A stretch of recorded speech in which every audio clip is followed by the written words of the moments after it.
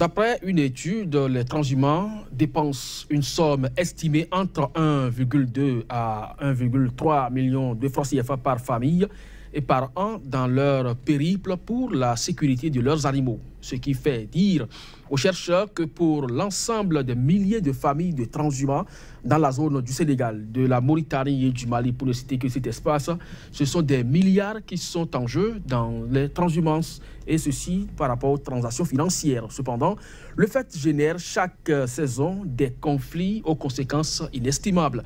En effet, des informations font état de ce que les transhumants, avec leur cheptel, sont des envahisseurs qui ne font que consommer et détruire les pâturages sur leur chemin. Question: comment faire de la transhumance sans casse et générer en même temps des devises? Mesdames, Messieurs, bonjour et bienvenue dans Ici et Ailleurs.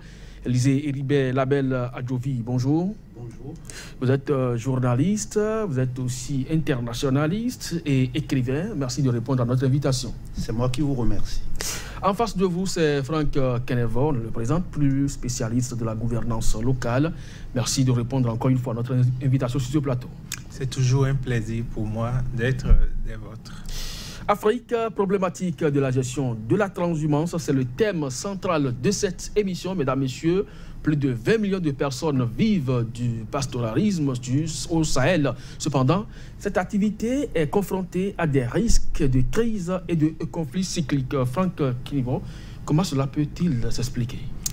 Merci beaucoup. Vous savez, quand on parle de transhumance, il y a deux dimensions. Il y a la transhumance interne qui voit des flux d'animaux du nord vers le centre, en quête de pâturage et de cours d'eau.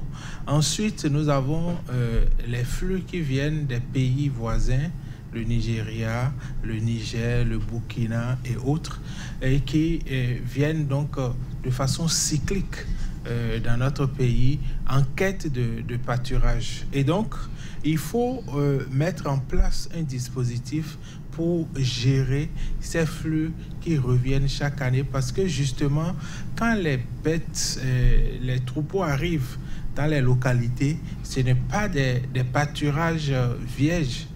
Vous savez, il y a les champs, il y a des aménagements dans les villages, dans les localités traversées. Et il se fait que ces troupeaux-là détruisent la production agricole de nos paysans, de nos populations à l'intérieur. Et cela suscite beaucoup de conflits, des pertes en vies humaines, des dégâts au niveau de la production agricole. Et donc, chaque année, depuis plusieurs décennies maintenant, les États essayent de s'organiser.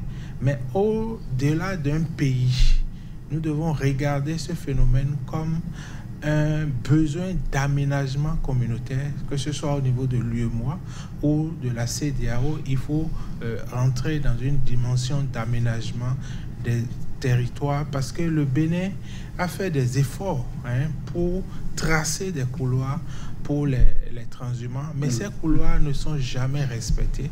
Ne sont jamais respectés. On verra bien sûr les causes pour lesquelles ces couloirs ne sont jamais respectés. Mais Héribert Label Adjovi, voilà un phénomène cyclique, mais qui ne date pas d'aujourd'hui. Mais pourquoi ça doit perdurer, les conflits qui naissent chaque saison au cours de cette transhumance?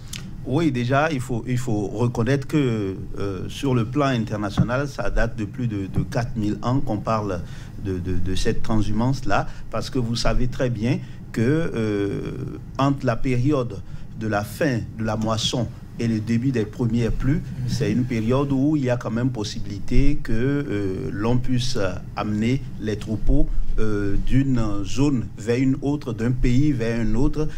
Mais de façon concrète, il peut y avoir quelques problèmes, des problèmes des fois accidentels.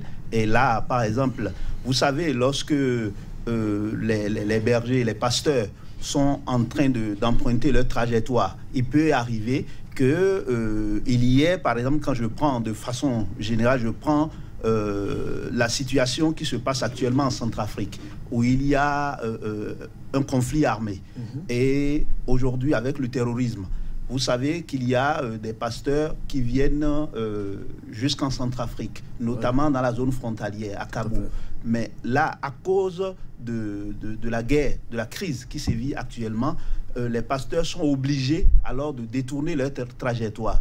Et de ce fait, les pâturages peuvent se retrouver, les bœufs et autres peuvent se retrouver alors dans des champs.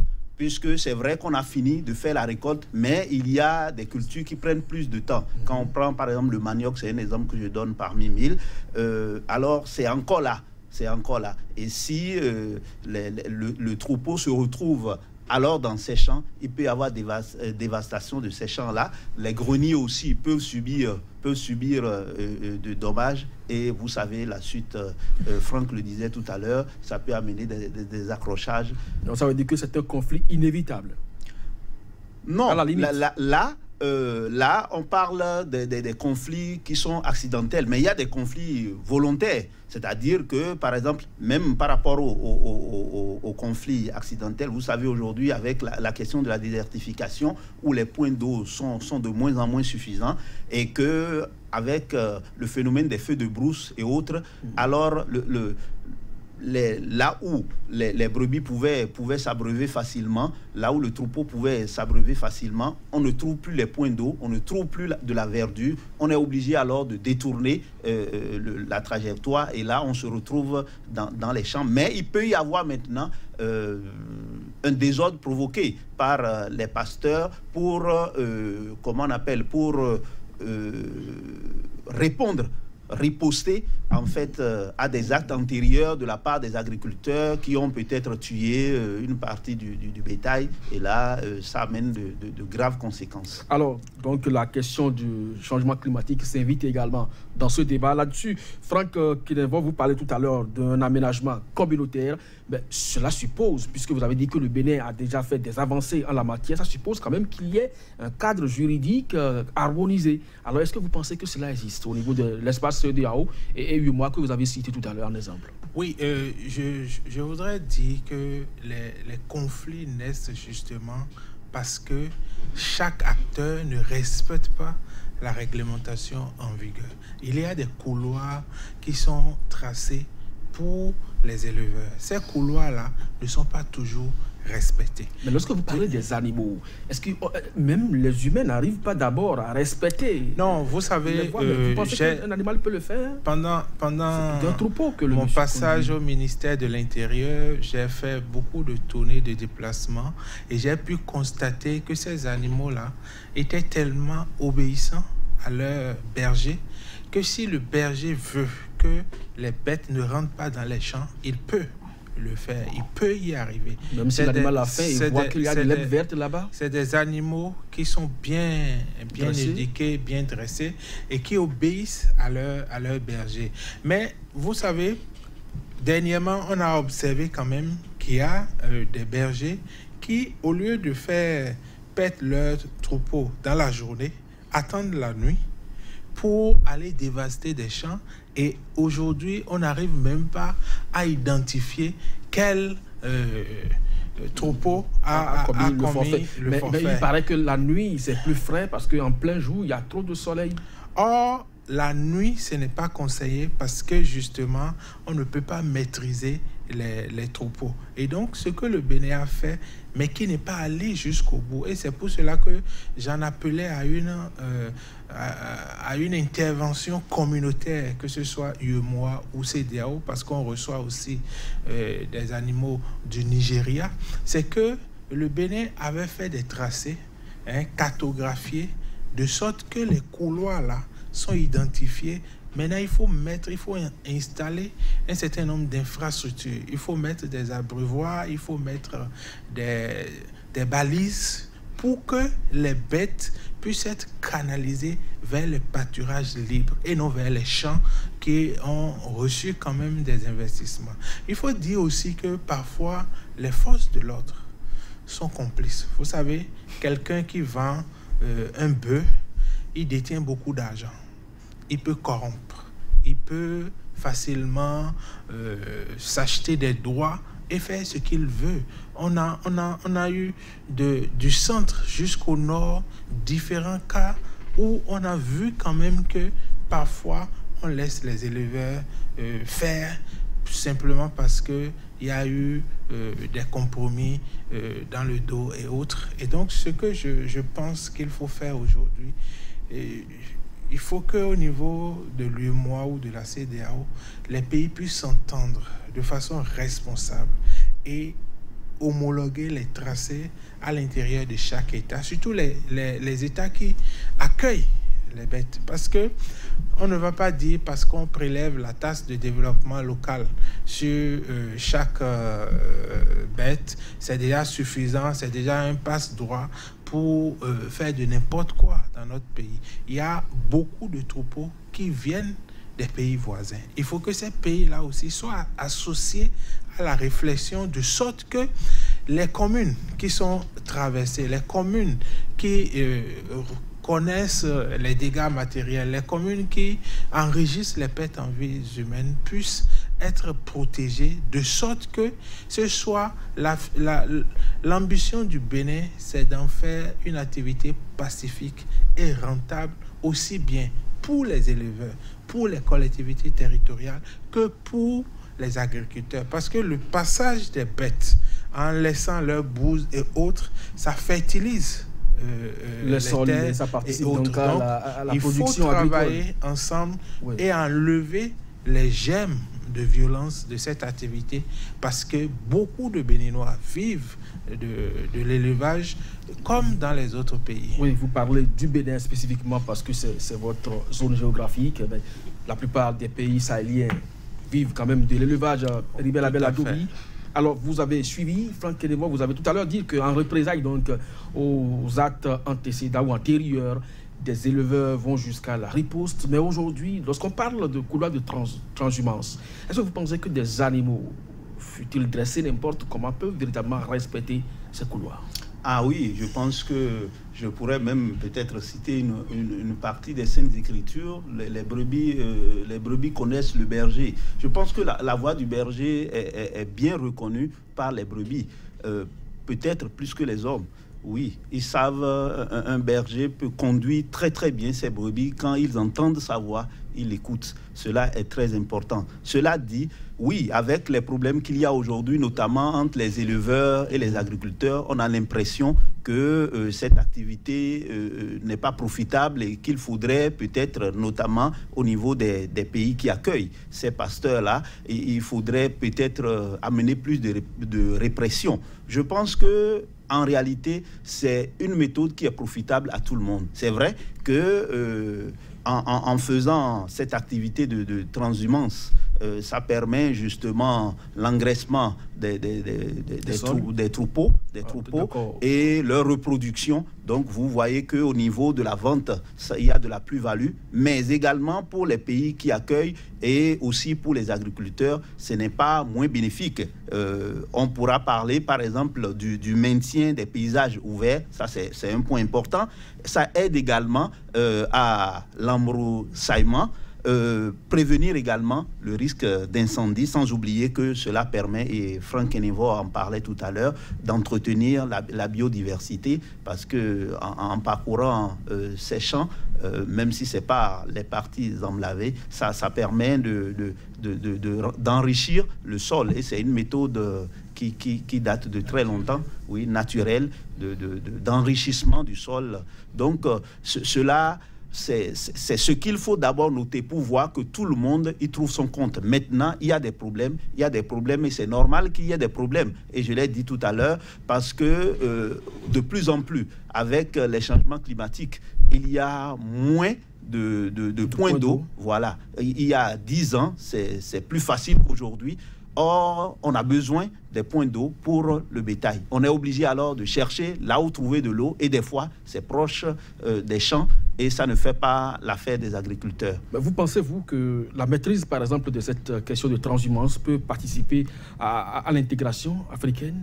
Ah, mais Tant qu'on n'est pas les tests à travers la CEDEAO, l'UEMOA et autres. Mais bien naturellement, je pense que la réponse est dans votre question, parce que on sait combien génère cette activité. Vous savez, par exemple, au niveau de l'Afrique de l'Ouest, si mes souvenirs sont bons, on parle de 5% du PIB. Si l'on est à ce niveau-là d'importance, ça devient une question non seulement géopolitique, mais géostratégique. Et de ce fait, si tous les acteurs qui sont impliqués. Aujourd'hui, on a quand même la décentralisation qui est quand même arrivée à une certaine maturation dans les différents pays. Si au niveau des forces de sécurité, mais également des pouvoirs décentralisés, il peut y avoir une concertation pour voir est-ce que par rapport au couloir qui était réservé à cette transhumance-là, par rapport au point d'eau et également à la verdure, s'il y a de problèmes, est-ce qu'il faut revoir? Donc je pense qu'il doit y avoir une concertation générale pour permettre à ce que l'on évite les situations de perte en vie urbaine, des situations de dégradation des terres, également de destruction des vivres, sans oublier l'autre question d'endettement, puisque pour cultiver les sols, pour ensemencer et autres, ce n'est pas toujours que les agriculteurs ont les moyens pour faire ce travail, mais si les champs sont dévastés, alors il y a la question de l'endettement. On peut se retrouver également dans nos pays où il y a déjà de problèmes d'alimentation, on peut se retrouver dans des situations de famine. Franck Kenevoa, vous parliez tout à l'heure d'une certaine harmonisation du cadre juridique au niveau des pays qui ont en commun les espaces que utilise donc cette transhumance. Vous qui avez travaillé au niveau de la gouvernance locale, est-ce que vous pensez que les collectivités locales, telles que le soulignait tout à l'heure Iribert Abel Adjovi, peuvent profiter de cette question de transhumance pour se faire quand même un peu de devise pour le développement local? Oui, je crois qu'il faut regarder le problème de façon globale. C'est-à-dire, il faut regarder l'environnement, comment préserver l'environnement. Parce que ce que consomment ces bêtes-là, c'est des plantes fourragères qui sont utiles à l'écosystème. Il faut regarder comment organiser l'agriculture. Nous parlons de 60 millions de têtes en Afrique de l'Ouest, 160 millions pour les petits ruminants, 44% du PIB, c'est énorme. Hein? C'est la deuxième activité après l'agriculture dans notre sous-région. Et il faut fondamentalement qu'au niveau de l'espace communautaire, on puisse organiser pour que les communes qui reçoivent tirent profit. Non seulement, c'est-à-dire, ne regardons pas la manière dont l'élevage est pratiqué aujourd'hui. Il faut moderniser l'élevage au niveau de l'Afrique de l'Ouest, c'est-à-dire, il faut envisager des alimentations plus saines à ces animaux, parce que nous parlons aujourd'hui de changement climatique, nous parlons aujourd'hui d'objectifs de développement durable. Donc, il faut intégrer tout cela parce que le Bénin, la zone centrale ou méridionale qui reçoit ces animaux-là aussi, n'est pas épargnée par les problèmes de changement climatique. Donc, je crois que fondamentalement, nous devons travailler à ce qu'il y ait possibilité pour que, même en saison sèche, les bêtes puissent rester dans les pays. Quand on parle de nous devons travailler, c'est les collectivités locales ou c'est l'État central? Non, l'État central, vous savez, nous sommes à l'heure du principe de subsidiarité. Il y a des aspects qui relèvent de nos États, c'est-à-dire les grandes orientations, les normes, les lois, les décrets, comme c'est le cas au Bénin, c'est l'État qui prend ça. Mais par exemple, dans le cas du Bénin, les comités de gestion de la transhumance ont des relais au niveau des collectivités territoriales. Les points focaux. Les points focaux. Donc, il y a les forces de l'ordre, il y a les élus locaux, les maires, il y a les préfets. Il y a donc toutes ces personnalités ensemble pour faire. La dernière fois, il y a eu un déploiement de forces pour convoyer les bêtes des endroits où les cultures sont encore sur pied. Il n'y a même pas un mois que l'armée béninoise a été déployée dans le centre du pays pour les convoyer vers la zone de Dassa, par exemple. Donc, il faut un travail concerté. Mais tout ce que nous faisons aujourd'hui, je crois que c'est précaire. Il faut des solutions durables qui préservent l'environnement. Parce que si demain, la zone qui est la zone de prédilection de ces troupeaux-là aujourd'hui est dégradée, si le sol est dégradé, s'il n'y a plus de pâturage au niveau de ces communes-là, s'il n'y a plus d'eau au niveau de ces communes-là, est-ce que la transhumance va se déplacer ailleurs, le temps de détruire cet espace? Il y a aujourd'hui possibilité de moderniser l'élevage dans notre sous-région, de sorte que les bêtes puissent rester autant que possible sur le territoire d'origine, de sorte qu'on puisse leur trouver des aliments comme dans les autres pays. Vous savez, on va aborder la même question avec M. Heribert Labelle-Adjouvi. Vous parliez tout à l'heure des changements climatiques qui font que aujourd'hui les points d'eau se font de plus en plus rares. Donc les réfugiés climatiques seront davantage plus nombreux que les réfugiés de la guerre. Mais aujourd'hui, un peu comme ce que Franck est en train de soulever, est-ce que vous pensez qu'on peut maintenir les animaux sur place, puisqu'on avait déjà vu au préalable que c'est quand même des devises que cela génère dans les pays d'accueil? Oui, de toutes les manières, l'activité doit continuer. Les différents États doivent s'entendre, puisque déjà, si nous nous retrouvons au niveau de l'Afrique de l'Ouest, on parle quand même dans l'espace CEDEAO de la libre circulation des personnes et des biens, et donc on ne peut pas arrêter le processus, mais c'est qu'il faut plus se concerter, parce qu'au-delà des questions climatiques, il y a également les différents conflits, la lutte contre le terrorisme. Tout cela fait qu'aujourd'hui, si avant on pourrait beaucoup plus parler des agriculteurs qui se plaignent, même les éleveurs se plaignent, non seulement de ce qu'il y a moins de possibilités d'avoir des zones d'eau pour leur bétail. Voilà, pour leur bétail, également des pâturages verts pour leur bétail toujours, mais aujourd'hui s'est ajoutée la question des conflits. Donc il demande à ce qu'un travail concerté soit fait afin que l'on puisse voir là où il faut détourner les trajectoires traditionnelles.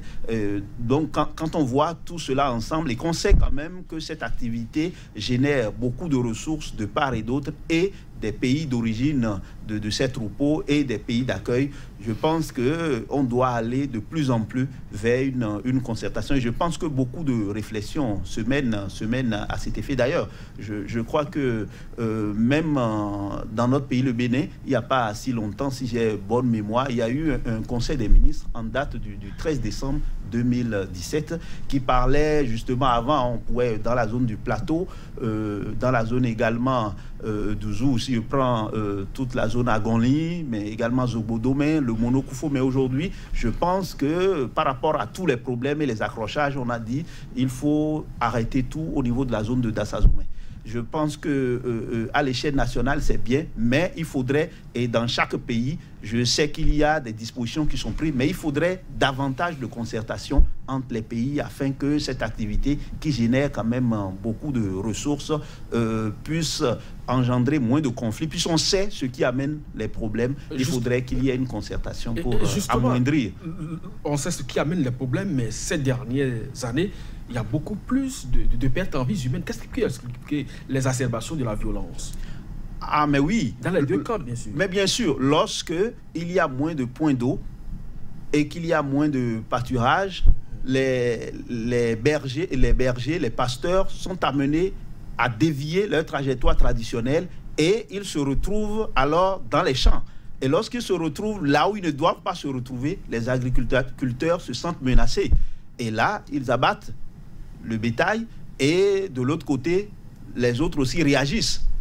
Naturellement, dans cette confrontation, il y a des dégâts matériels, il y a la destruction des cultures, il y a la destruction des greniers, mais il y a également des pertes en vies humaines. Donc, il faudrait faire en sorte, c'est une réalité, le fait qu'on ne peut plus tenir stricto sensu aux trajectoires traditionnelles à cause des phénomènes climatiques et à cause également des situations de conflit. Maintenant, il faudra que et les pays d'origine de ces troupeaux et les pays d'accueil puissent se concerter davantage pour avoir des trajectoires maintenant plus négociées. Mais là également, je pense que les forces de sécurité jouent un rôle important pour qu'il n'y ait pas du désordre, puisqu'en dehors des accidents naturels qui peuvent survenir, il y a à des moments donnés des volontés belliqueuses et qui amènent par exemple des éleveurs à organiser du désordre. Et ça, vous pouvez savoir que ça débouche sur beaucoup de choses. Ce qui est reproché à la plupart du temps ces bergers, c'est également des viols qui sont perpétrés dans des localités. Franck Kinevor, vous pensez que les points focaux jouent véritablement leur rôle? Bon, je crois que c'est un début, mais il faut encadrer cela. Vous savez, on a eu à constater que les bergers transportent beaucoup d'armes, ce qui n'est pas une bonne chose pour la sécurité des personnes et des biens. Les victimes qui ont été dénombrées souvent, c'est pas des blessures par balle, et donc on a compris que au niveau de ces points focaux, au niveau des comités communaux, il y a des défaillances, il y a des complicités, il y a, comme je le disais tantôt, la corruption. Donc il faut réorganiser les choses de sorte que véritablement force reste à la loi. Ce qui est déterminé par le pays, c'est vrai que nous donnons l'impression d'être un peu dépassés par les événements et il faut donc que force reste à la loi et que les forces de l'ordre soient plus dans la prévention que dans l'intervention lorsque les forfaits interviennent. Donc il faut véritablement revoir le système. Mais on ne peut pas seul organiser cela. Et vous savez, les flux qui arrivent, il faut que le Bénin, comme les autres pays qui accueillent, puissent déterminer quand même le volume qui est acceptable pour qu'il n'y ait pas de conflit. Tant que, comme je le disais, et Ribert Labelle-Adjovi l'a aussi dit, vous savez, à force de revenir, à force de brouter, à force de s'abreuver, les terres aujourd'hui ne sont plus en capacité de recevoir les flux qui arrivent. Et donc, les gens dévient les trajectoires, recherchent même dans les savanes, partout où ils peuvent trouver de pâturage. Et donc, ça désorganise l'écosystème du pays, ça désorganise même l'agriculture au niveau du pays. Donc, tout ça là, il y a des réglementations au niveau de l'Union africaine, il y en a au niveau de la CEDEAO, mais il faut maintenant créer des instances qui travaillent véritablement à l'échelle de ces pays pour proposer des solutions, parce que on a l'impression que les pays qui envoient mais M. Kinevor, depuis des années, pourquoi aujourd'hui on réfléchit encore à l'installation de ces structures dont vous évoquez, citant l'utilité, alors qu'on sait que le phénomène ne date pas d'aujourd'hui? Ça voudra dire qu'on est à un moment donné laxiste sur la question? Oui, c'est-à-dire que l'Union africaine ne pense pas que parce qu'il y a une directive en la matière, que la CEDEAO ne pense pas que parce qu'il y a une décision en la matière suffit pour régler le problème. Non, il faut aller au-delà. Il faut donc travailler avec les États, surtout les pays qui accueillent, parce que ces pays-là sont plus ou moins délaissés par les pays qui envoient. Et donc, de ce point de vue, chaque fois qu'il y a un problème dans ces pays d'accueil, je ne vois pas les autres pays réguler un tant soit peu les flux en direction de ces pays-là. Et ça crée beaucoup. Vous imaginez, les gens se disent, mais pour des bêtes, comment on va perdre des vies humaines? Donc, il y a beaucoup de frustration, il y a beaucoup d'indignation au niveau des uns et des autres. Et les éleveurs qui pensent que c'est un droit, parce qu'il y a des accords au niveau international, il y a des dispositions qui les autorisent, et surtout, comme je le disais, quand ils payent la taxe de développement local sur chaque bête, ils se disent, ils sont en toute légalité pour faire ce qu'ils veulent, ce qui n'est pas normal. Alors, ils payent des taxes au Bénin, par exemple, c'est 1 000 francs pour les petits ruminants, 5 000 francs pour les bovins. Vous ne trouvez pas que c'est déjà suffisant pour que le peuple se sente suffisamment à l'aise pour faire ce qu'il veut? Oui, de toutes les manières, vous savez, lorsque vous êtes en déplacement, vous vous trouvez ailleurs, vous n'avez pas le souci de maintenir l'ordre. C'est à celui qui vous reçoit de le faire. Et je pense que ce problème à l'échelle humaine se manifeste également. Vous savez, même dans les pays occidentaux, même en Europe, vous savez, le déplacement, les nomades, le déplacement des nomades et autres, je ne veux pas donner de nom particulièrement, tout le monde sait de quoi je parle. Maintenant, quand on arrive au niveau des troupeaux, c'est naturel. Celui qui est pasteur et qui fait traverser, comment on appelle, ces troupeaux à travers une zone donnée, ne se préoccupe pas de ce qui va se passer après son passage. Donc c'est à celui qui accueille d'amener la concertation entre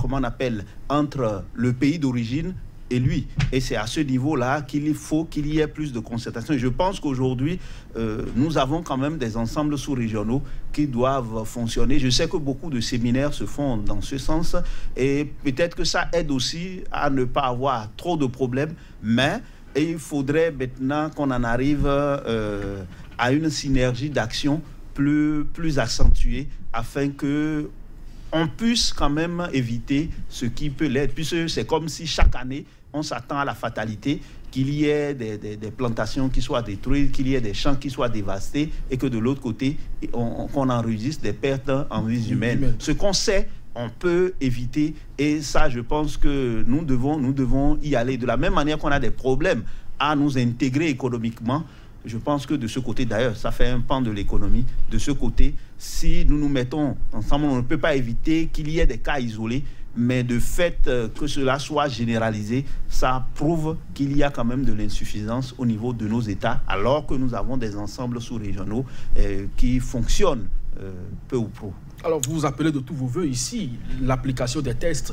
Mais tout à l'heure, Franck Kenevo l'a évoqué, et c'est pas nouveau, la corruption. Est-ce que vous pensez que, véritablement, même si les États se mettent ensemble pour prendre des dispositions au niveau local, au niveau des communes d'accueil, par exemple, jusqu'à ce que pour ce que nous observons à ce jour, quelque chose est possible? Oui, mais la corruption, je pense que de la manière dont la gouvernance est menée, la corruption est amoindrie ou accentuée. Et je suis convaincu que la situation n'est pas la même au Bénin, qu'au Niger, qu'au Burkina Faso, qu'au Mali, qu'en Côte d'Ivoire, qu'au Sénégal, par rapport de la manière dont on respecte le bien public.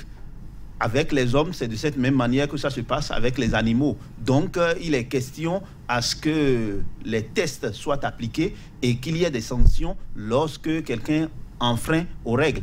Donc, c'est de la même manière. Donc, si vous voyez comment la corruption est grandissante ou amoindrissante, si je peux m'exprimer ainsi, dans un pays, de cette même manière, très certainement, la question de la transhumance transfrontalière est réglée. Franck Kenevo? Oui, c'est comme, vous voyez, il y a une décision de la CEDEAO qui définit les pistes de transhumance, les périodes d'entrée et de sortie, l'obligation d'avoir un certificat international de transhumance, l'obligation de conduire les animaux uniquement sur les pistes de transhumance, etc., etc. Respecter les zones d'accueil définies dans chaque pays et autres. Voilà autant de choses que si c'était respecté, par exemple, on allait éviter que les bêtes se retrouvent dans les champs, on allait éviter que les éleveurs se retrouvent nez à nez avec les femmes vulnérables dans les champs et autres. Donc, il faut que ces dispositions qui sont reprises dans les lois et les décrets au niveau de chaque pays, il faut que ces dispositions soient véritablement respectées. Si les comités n'arrivent pas à jouer pleinement leur rôle au niveau local, il faut véritablement revoir cela. Mais vous avez dit tout à l'heure qu'au moment où vous étiez au ministère, dans votre pays, vous avez effectué des tournées. Quels sont les problèmes que ces comités-là évoquent souvent pour que ces réglementations ne soient pas véritablement appliquées à la lettre? D'abord, il y a le problème de disponibilité des forces de l'ordre. Ça, c'est un problème que le gouvernement tente de régler aujourd'hui en faisant des déploiements au niveau de l'armée. Deuxièmement, on parle de corruption de certains éléments, de certains chefs d'unité qui reçoivent des cadeaux des éleveurs et ferment les yeux sur certaines pratiques répréhensibles. Il y a aussi des provocations au niveau des agriculteurs. On a eu des cas, par exemple, où une femme a voulu sortir délibérément avec un éleveur, ce que sa communauté n'a pas accepté, et a organisé des représailles, ne sachant pas que les autres étaient armés, par exemple. Il y a eu des sorties, mais généralement, ce qui crée les incidents, c'est vraiment la destruction des productions agricoles. En règle générale, les agriculteurs n'acceptent pas que les bêtes rentrent dans les champs et dévastent. C'est-à-dire, quand vous voyez, après le passage des animaux, il ne reste plus rien dans les champs. Or, c'est des gens qui vivent de ces productions agricoles, qui calquent leur année sur ces productions agricoles, et donc ça crée des problèmes. On n'a pas de fonds pour les dédommager, et donc ils organisent des expéditions punitives, et les peuls, comme je le disais, les éleveurs de façon générale sont armés et n'hésitent pas à tirer sur les populations. Et donc j'en appelle à ce que les forces de l'ordre encadrent la transhumance, c'est-à-dire dès que les troupeaux rentrent dans le pays, qu'il y ait un déploiement au niveau de chaque pays pour encadrer leur évolution, de sorte qu'il n'y ait pas véritablement contact avec les agriculteurs qui sont les autochtones. Donc les couloirs... Une préoccupation, Franck Kilivon, vous avez dit tout à l'heure, puisque avant d'entrer donc sur un territoire, les éleveurs, ils payent quand même. Oui. Ça vous serve à quoi si on n'arrive pas à dédommager les agriculteurs victimes du passage de ces bêtes? Bon, vous savez, au Bénin, c'est l'unicité de caisse. Lorsque la commune perçoit la TDL, la taxe de développement local, sur chaque tête des troupeaux, ces fonds-là sont versés dans la caisse de la commune, qui est en même temps la caisse de l'État. Et donc, il n'y a pas de fonds affectés. Ces fonds alimentent le budget de la commune et servent à des infrastructures et autres. Maintenant, les communes peuvent prévoir des lignes budgétaires si la nomenclature budgétaire communale permettait cela, des lignes pour dédommager. Mais encore que les maigres ressources communales, est-ce qu'elles devraient servir à cela? Est-ce que l'État, est-ce que la CEDEAO, est-ce que l'UEMOA, ces structures qui ont beaucoup plus de ressources que les collectivités territoriales, ne peuvent-elles pas mettre en place des fonds pour dédommager lorsque les enquêtes sont menées par les forces de l'ordre et que on arrive à la conclusion que véritablement c'est des dommages subis injustement par les agriculteurs? C'est des suggestions. Des pistes de suggestions. Alors, M. Adovi, voilà des fonds qui sont prélevés par tête de troupeau, par bétail du moins. C'est aujourd'hui, des paysans subissent des dommages, mais n'ont rien reçu. Vous trouvez ça normal? Ce n'est pas la malgouvernance, cela? N'ont rien reçu. Je suis certain que ce n'est pas systématique. Je pense que ça doit être au cas par cas, et les différents pays qui sont concernés. Et il y a de la part de certains États quand même des subventions aux agriculteurs, même si on n'est pas aux États-Unis ou en Europe. Je pense que d'abord, les taxes qui sont prélevées ne sont pas destinées au dédommagement des agriculteurs. C'est le premier volet qui fait la difficulté du dédommagement systématique, puisque là, on parlerait de détournement de fonds. Parce que quand on parle de détournement de fonds, ce n'est pas forcément le fait que quelqu'un empoche, mais ce qui est destiné à quelque chose est utilisé pour autre chose, c'est également un détournement. Maintenant, effectivement, s'il y a des dégâts énormes, on est obligé de soutenir ces agriculteurs, puisque ce que ces agriculteurs mettent sous terre, c'est ça qui nous sert pour alimenter le peuple. Si ceux qui cultivent, parce que dans des zones, dans certains de nos pays, on n'a qu'une seule période de pluie par année, à cause des changements climatiques et autres, si avec ces bœufs, par exemple, si je prends le cas des bœufs, qui mangent beaucoup, dévastent toute une plantation ou des hectares de champs, vous imaginez que si on ne parle pas de famine, on va parler quand même de difficultés financières, puisqu'on sera obligé de doubler, de tripler le prix des denrées alimentaires. Donc là, il se pose un véritable problème.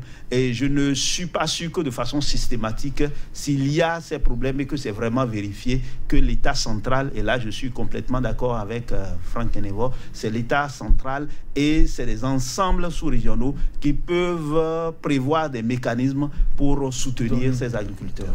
Oui, je voudrais préciser que pour le cas du Bénin, la taxe de développement local est perçue par la première commune traversée. Donc les autres communes, vous savez, les communes frontalières perçoivent cette taxe-là, mais les dégâts, c'est plutôt à l'intérieur des terres. Donc il y a, comme l'a dit Heribert Labelle-Adjouvi, il faut véritablement qu'au niveau national, on puisse réfléchir dans nos pays, au niveau sous-régional, qu'on puisse réfléchir à des mécanismes de dédommagement, parce que si c'est la commune frontalière qui perçoit cette taxe et que c'est 100 km plus loin que les dégâts sont causés, bon, ce n'est pas les mêmes communes. Vous avez dit que c'est une caisse commune, l'argent est versé donc dans les caisses du trésor public. Oui, ça mais alimente... On va bientôt donc sortir de cette émission. Franck Kenevo, la question essentielle au cours de cette émission, c'est comment faire de la transhumance sans casse et générer des devises. Comment vous entrevoyez cela? Je crois que en 2 minutes. Le mot d'ordre en temps au Bénin, c'était de faire de la transhumance une activité pacifique et rentable pour tous les acteurs. Ça veut dire quoi? Ça veut dire qu'on puisse respecter de part et d'autre les règles établies. Il n'y a aucune activité humaine qui ne soit réglementée. Donc, nous devons savoir qu'il faut venir dans les pays d'accueil avec le certificat international de transhumance. Il faut venir en s'informant sur les zones d'accueil, les pistes de circulation, les couloirs de transhumance. Il faut s'informer. Il faut s'informer aussi des périodes. Il ne faut pas venir à contre-saison. Il faut venir dans les périodes qui sont indiquées. Et il faut aussi que les pays qui accueillent puissent comprendre que c'est une activité qui peut être rentable pour tout le monde. Donc, il faut que les pays d'accueil, les agriculteurs puissent percevoir les transhumants comme des partenaires économiques et organiser avec eux la gestion de cette activité. Deuxièmement, il faut que nous puissions penser à revoir la manière dont nous faisons l'élevage dans notre sous-région, de sorte que les bêtes ne soient plus obligées d'aller dégrader les écosystèmes, d'aller dégrader les terres pour se nourrir, pour s'abreuver. Et on verra que, bon, les terres vont respirer, vont se régénérer, et l'agriculture et l'élevage non extensif vont prospérer dans notre sous-région. Heribert Labelle-Adjouvi, combat fait de la transhumance un facteur générateur du moins de revenus, ça fait des casses. Ce qu'il faut déjà dire, et ça c'est très important, c'est qu'effectivement, tout comme l'agriculture, l'élevage est un élément motivant par rapport à notre développement et que donc la mobilité pastorale transfrontalière constitue une composante stratégique très importante de la production animale et également de sa commercialisation. Et donc, dans ce sens-là, on sait très bien que cela nous apporte des devises. Et quelque chose qui vous apporte des devises, vous devez trouver les moyens de canaliser ça. Les moyens existent, les tests existent dans chacun de nos pays. On a également des tests qui codifient tout cela au niveau de la CEDEAO et sur le plan continental. Il faut appliquer les tests et il faut être rigoureux par rapport à toute déviance. Merci donc à vous. La maîtrise donc de la transhumance est aussi un facteur d'intégration. C'est ce que vous avez reconnu sur ce plateau. Vous, c'est bien sûr Franck Kenevor, spécialiste de la gouvernance locale. C'est également Élisée Ribelabel Adjovi, journaliste, internationaliste et écrivain. Merci à vous de partager donc avec nos téléspectateurs vos réflexions sur cette question préoccupante de l'heure, la transhumance donc dans l'espace ouest africain. Chacun à tous, merci de nous avoir suivis. C'était votre émission ici et ailleurs consacrée donc à la thématique. À très bientôt.